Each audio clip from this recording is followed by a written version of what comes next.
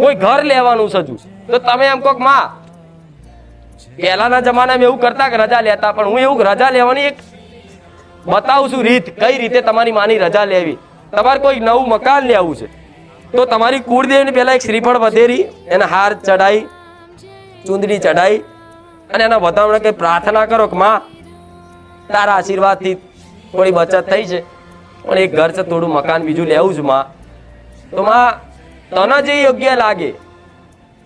આગળ જતા ભવિષ્યમાં તું સારું જોતી હોય, તું સારું ભારતી હોય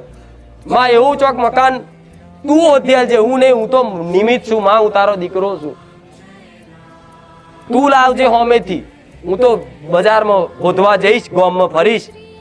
પણ મારી માં, મારી મહાકાળી, મારી મેલડી તને જે યોગ્ય લાગે ને એ જ મને મકાન લાવજે.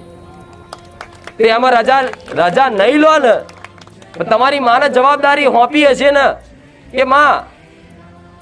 તને જે યોગ્ય લાગે એવું મકાન લાવજે,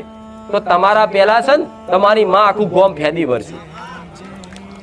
કે દીકરાએ એનું અભિમાન મૂકીને મને હોપ્યું છે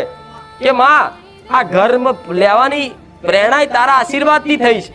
ઘરમાં બચત લક્ષ્મી બચી છે તો તારા આશીર્વાદથી બચીશ માં, અને આ ઘર લઈશ તોય તારે આશીર્વાદથી જ લઈશ, પણ જો આ બધું તારા આશીર્વાદથી માં થતું હોય તો તારા આશીર્વાદથી મને તું તારી તને જે યોગ્ય લાગે, અમારા માટે ભલું હોય, આગળ જતા સારું રહેવાનું હોય, સારું થવાનું હોય, કોઈ નુકસાન ના પડવાનું, એવી જગ્યાને એવું ઘર હોધી આલજે, તો તમારી માં છે ને દૂરબીનનો બિલોરી કાચ ને હોધી.